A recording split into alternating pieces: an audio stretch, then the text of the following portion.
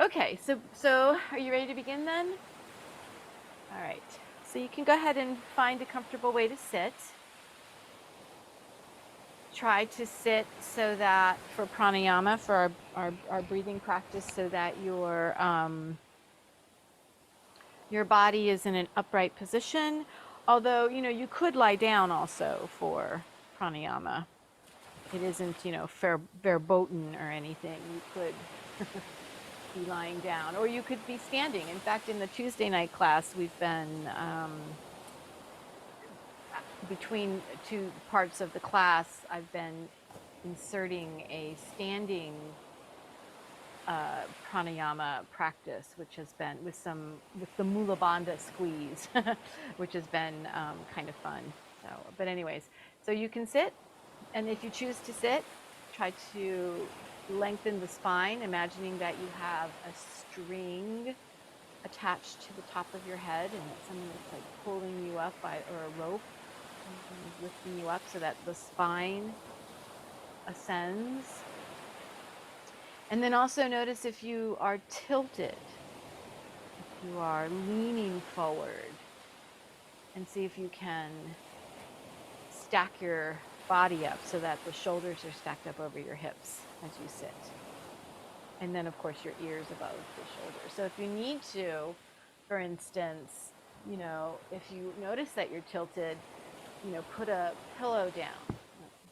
Probably see my blurry pillow there, but you can put something else underneath you so that you feel that if you could sit more upright, raising the floor underneath your sit bones. So then once you come to find that nice alignment for your breathing practice, then go ahead and close your eyes. This is the teaching of yoga.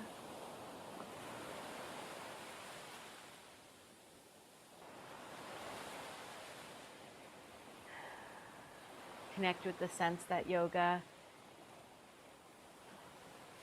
and those who practice it are striving to free themselves from the drama and the saga that the mind creates. Trying to extricate yourself from the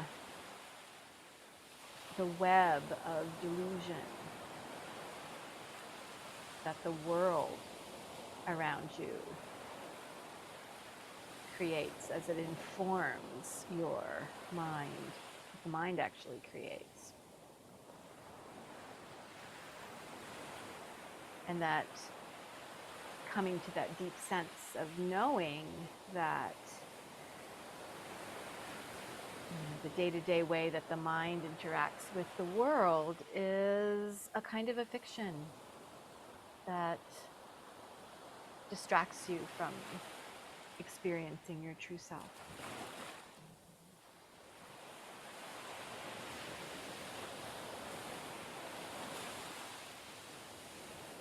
Neither knowable knowledge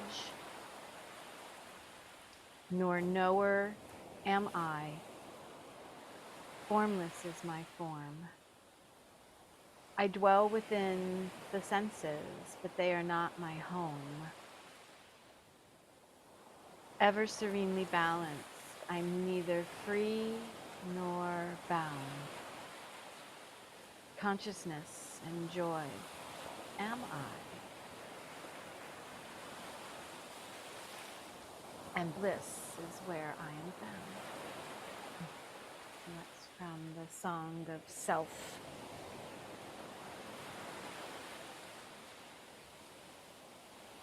So we're going to begin our practice, our pranayama practice today with some chanting. So just to remind you that the chanting of Om in yoga, when we chant Om in yoga, we're chanting three sounds, three specific or separate sounds. The first one is the sound of A or Ah, and that sound is connected to or associated with vibration of the the lower energy centers of the body, so the pelvis and your legs, the root chakras, the areas that you're connected more to the earth. Then the oo, or as I've been saying, the U sound is connected to, say, your heart chakra, solar plexus, and throat. So I was saying it's like the who sound that you would be emitting from as a tone, saying who, because oftentimes that's where we connect with that sense of who am I? If you were to ask that question, who are you? Who am I? Connecting with the sense of the heart, and then how we vocalize or express that sense of ourselves or who we are through the throat, speech centers. And then the M will be vibrating the forehead, the midbrain, activating the pineal gland, which is when you might see some of that white flashes of white light, or purple, violet light sometimes, coming through the forehead. So that will be the M vibration. And so each of those, there they are. Each of those tones, there are 3 of them, you will count or emit the tone for the length of the count of 4. And then at the end of the last tone, then you'll hear me hit my little tiny cymbals, and that will be the signal to inhale again, inhaling again to the count of 4. So each of the sections will have that timing. Okay, so we're still trying to chant rhythmically to come to that breath coherence, heart coherence. Okay. So we'll go ahead and let's all exhale the breath all at once, blowing the breath out.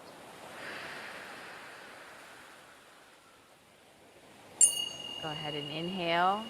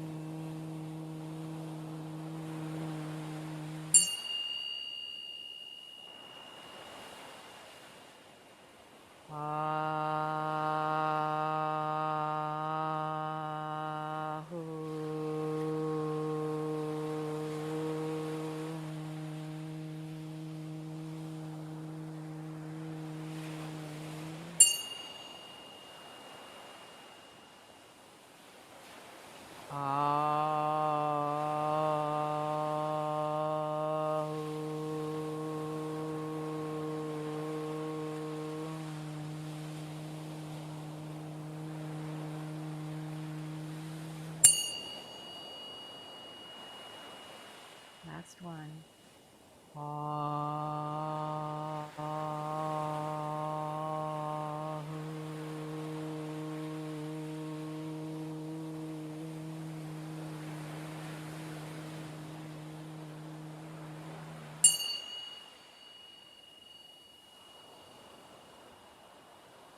So now letting the breath rhythm become quiet. And just touch the tip of the tongue on the roof palate, mouth. So just that little space right behind your front teeth and the inside of the teeth.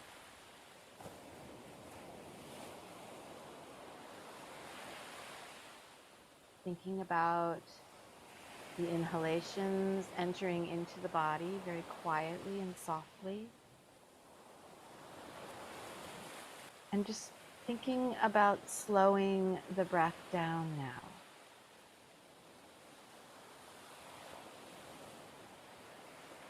Thinking about the movement in your belly as the breath is slowing down. So encouraging more of a diaphragmatic way of breathing by relaxing the belly. Relaxing the belly as you think about your inhalations. Just letting the breath get softer, barely there.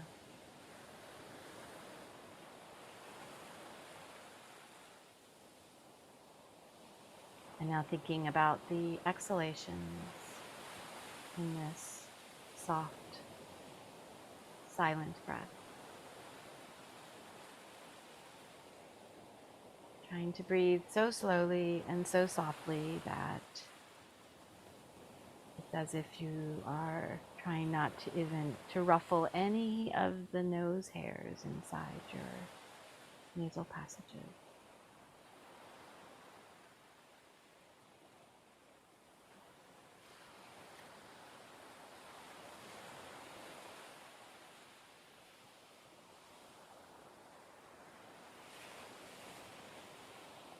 You might start noticing that you're getting warm, or fingertips are tingly, or their eyelids are flickering, or that the amount of saliva in your mouth is building up. These are all signs that you are activating the parasympathetic half of your autonomic nervous system, going into rest, firing up your immune support system, digestion.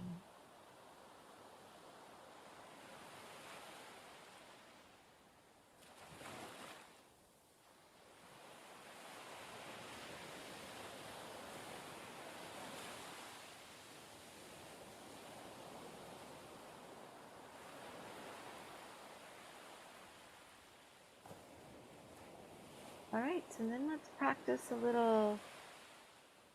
Third breath practice for this morning will be some nodi sodhana, or the alternate nostril breath. So you can go ahead and make your deer mudra. Put your 2 fingers on the forehead, and remember that when you're breathing in through one side, so you never really release your thumb or the middle finger, or the ring finger rather, away from the sides of your nose. They continue to rest there the whole time. But what you are doing is either applying a little bit more pressure with one finger or the other, and then there's still a kind of a partial blockage, let's say, of the side that you are inhaling through. That's what a nodi is. So when this is the breath practices called nodi shodhana, the nodi is that you're creating sort of this tighter tube to breathe through by just partially opening up that nostril that you're inhaling through, but then completely blocking it when it's time to switch to the other side.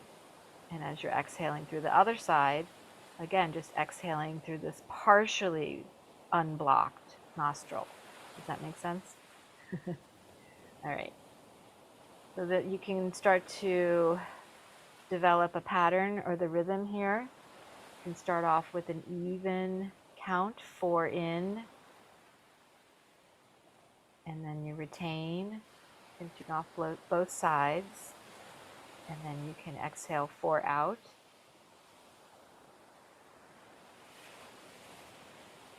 Block off again after you breathe out for 4. Now, if you are feeling that you are too congested, that any of those retentions is just not going to work for you, then you don't need to retain. You can just be breathing 4 in and then switch the fingers, the blocking, the half partial blocking, and do 4 out. Okay, but you can maintain the pace, count in your mind, so you develop an inner rhythm.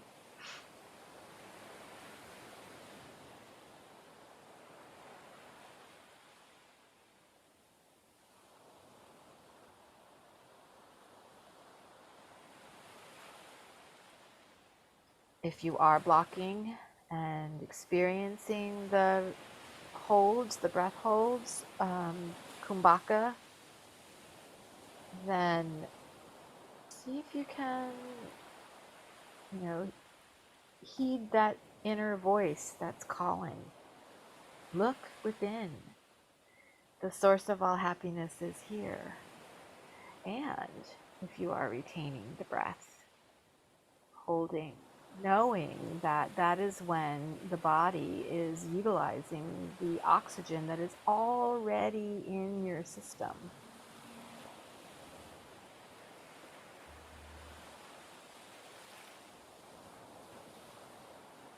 That you don't have to breathe in strong, loud breaths in order to bring in more.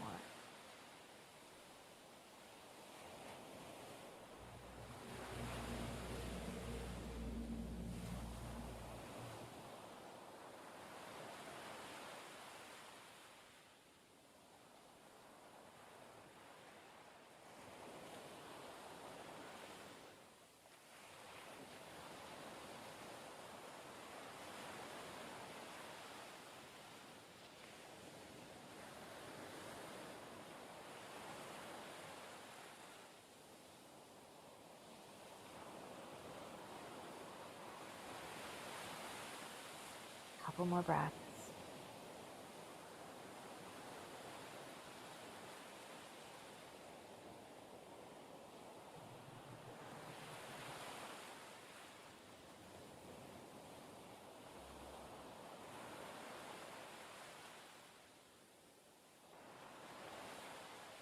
And then when you get to the end of this one, you feel a complete cycle has come to an end. And you can remove your hand and just close your eyes for a moment. Again, noticing that invitation to look within, the introspection, introversion, the action of that.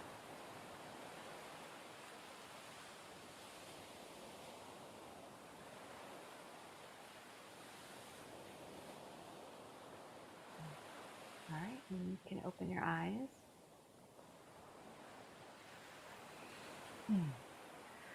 Have a sense that as you go about your day, know that there will be changes leading you